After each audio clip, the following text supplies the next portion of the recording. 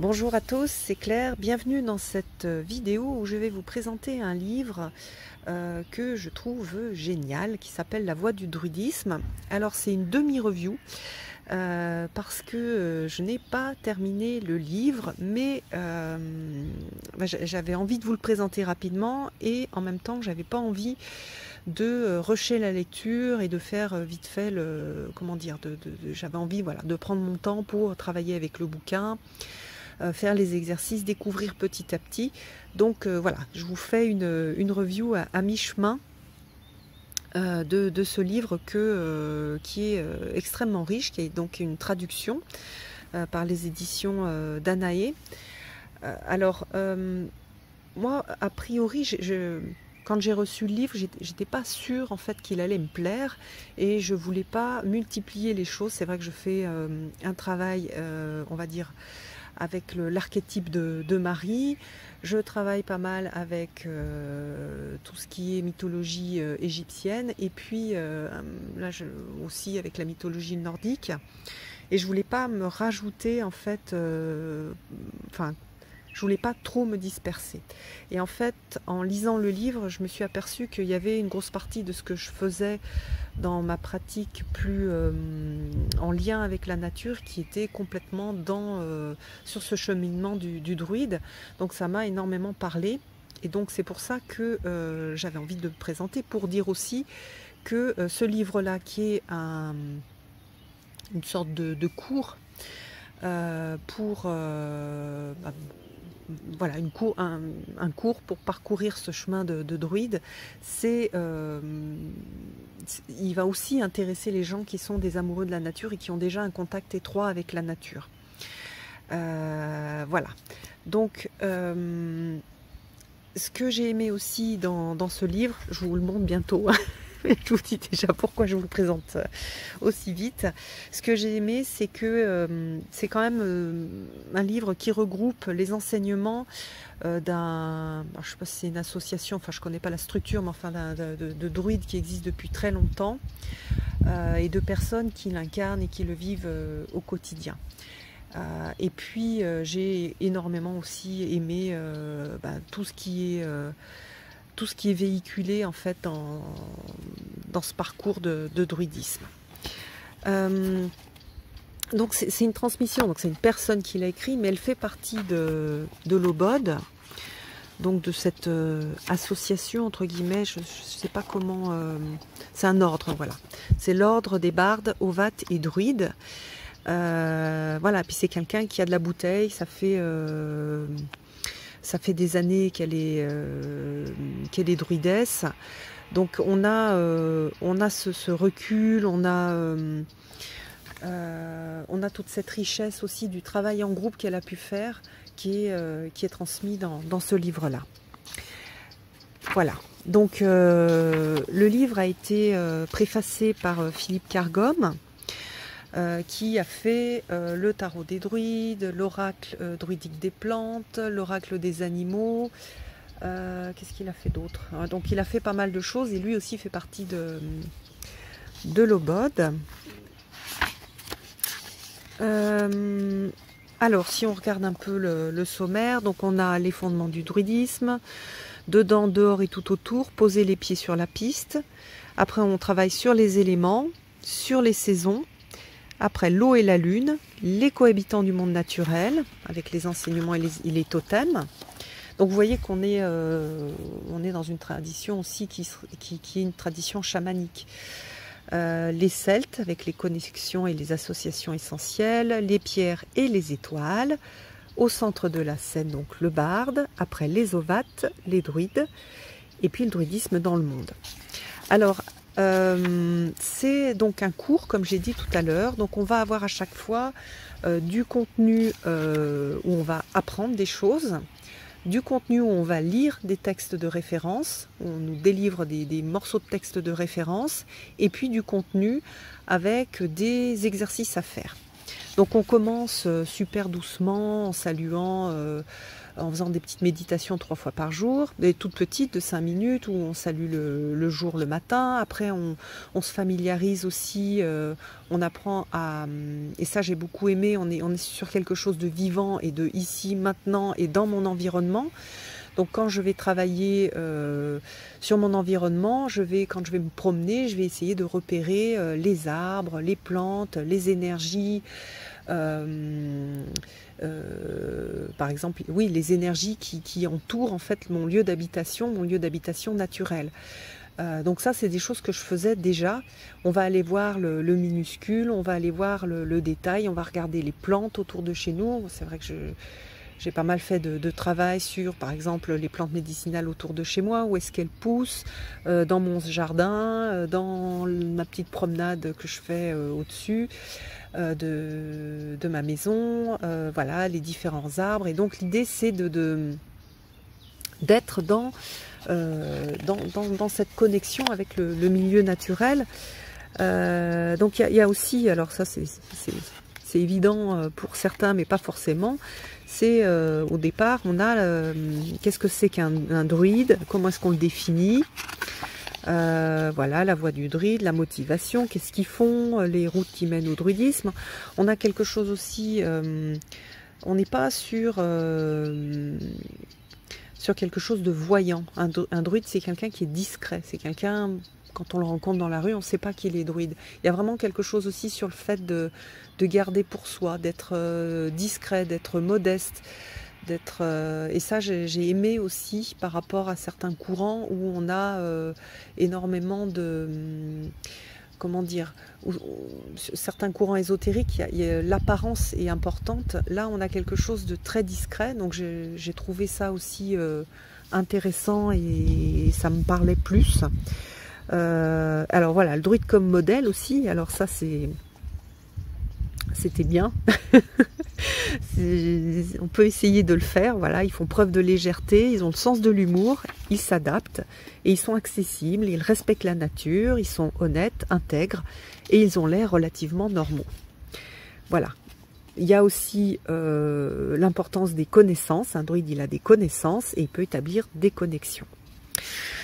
Donc ça peut être, alors bien sûr que on n'attend pas d'avoir toutes ces qualités-là pour cheminer, c'est aussi en cheminant qu'on va acquérir ces qualités, en tout cas on a cette idée de chercher à les acquérir.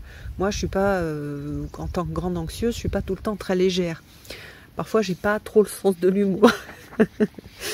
J'ai pas une grande capacité d'adaptation. Voilà, donc il y a des choses, on n'est pas obligé de tout respecter. On est sur cette idée plutôt de cheminement et qu'est-ce qui est important pour nous et qu'est-ce qu'on a envie de développer. Alors après, donc voilà, là, vous voyez ici, on va avoir des exercices.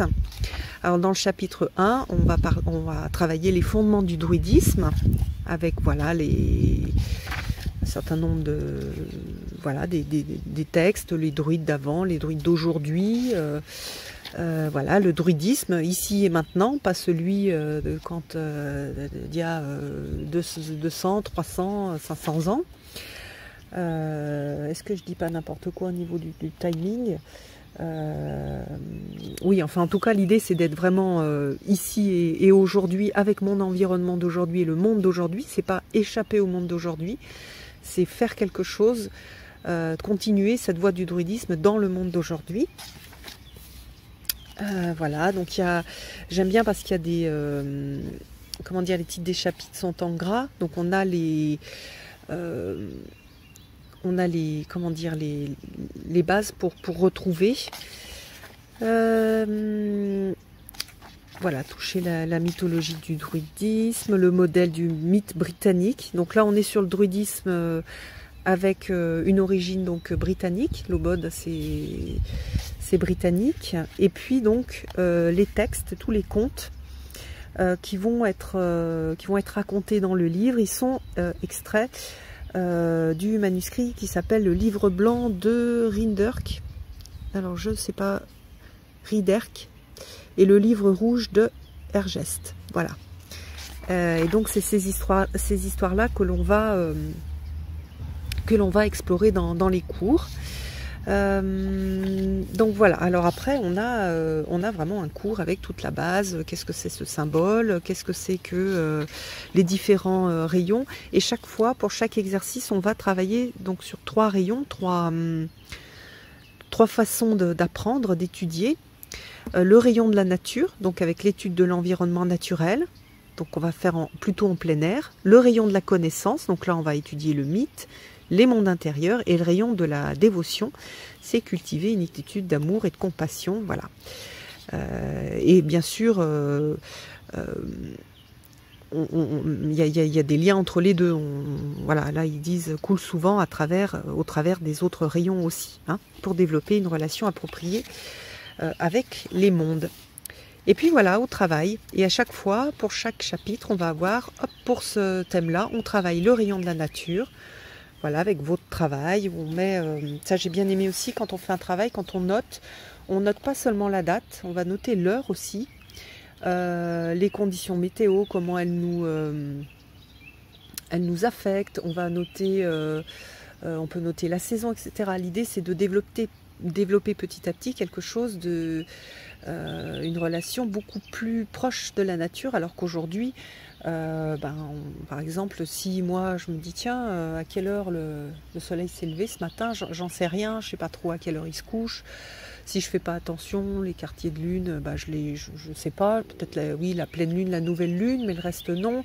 Donc il y a vraiment cette idée d'observer, c'est-à-dire il y a aussi quelque chose que j'ai bien aimé, faire un rituel de pleine lune alors qu'on ne voit pas la pleine lune, qu'il pleut, que c'est tout gris, ça peut-être pas forcément toujours du sens. C'est peut-être mieux de le faire le lendemain alors qu'on verra la lune. Donc il y a vraiment une idée de vraie connexion, hein, de connexion comme les anciens l'avaient avec la nature. Oui, je sais intellectuellement que c'est la pleine lune, mais je ne la vois pas. Donc si je veux me connecter, c'est mieux si je la vois. Bon, après, je peux la sentir dans mon corps, hein. Souvent la pleine lune, on la sent. Mais voilà, il y a vraiment une idée d'être sur quelque chose de pas que théorique, mais de vrai et d'incarné. Et donc ça nous donne l'autorisation de faire des choses différemment, et à sa façon aussi. Voilà, le rayon de la connaissance, tout en ayant une structure. Et le rayon de la dévotion. Donc ça, voilà, on va avoir un conte. Donc première branche, première partie, on a un début du conte. Et puis pour chacun, alors je vais vous montrer par exemple le chapitre 3 sur les éléments. Donc on a un petit texte au départ, une petite histoire, les cercles sacrés, les divisions sacrées. Alors là j'ai énormément aimé parce que dans les pratiques que j'ai pu faire pour me relier aux directions, je sentais qu'il y avait quelque chose qui était pas bon. Et en ayant lu ce livre et fait le premier exercice, clac, il y a quelque chose qui s'est débloqué. Et tout de suite, en fait, ce cercle-là, je l'ai, en fait, je le contiens intérieurement. Je le sens tout le temps autour de moi. Donc, j'ai trouvé vraiment très... oui, il y a quelque chose qui s'est passé et je connais exactement avec quoi je vais travailler et quel type d'animaux sont reliés à ces directions pour moi. Voilà. Donc j'ai énormément aimé. Donc vous voyez, il y a pas mal de choses, symbole des éléments. On a un petit tableau avec un lien avec le tarot, donc ça c'est sympa aussi. Enfin, un lien avec les... là c'est pas forcément, mais disons que les éléments et les qualités des éléments sont les mêmes que dans le tarot du Rider. On a un lien avec l'animal totem, avec l'ange, avec les saisons et avec les festivals. Les moments de la journée, les périodes de vie, le genre et les directions. Donc vous voyez encore du cours. On a la gardienne, on a le protecteur. Voilà, après donc une petite pause, le rayon de la nature, le rayon de la connaissance, et puis avec une visualisation, le rayon de la dévotion, et à la fin un conte. ou la suite d'un conte, avec donc après des explications sur le conte. Ensuite, donc le chapitre 4, c'est le cycle des saisons. J'ai trouvé aussi super intéressant de voir, c'est pareil, c'est comme si j'avais appris plein de choses et que les choses se mettaient en fait en place à travers ce livre.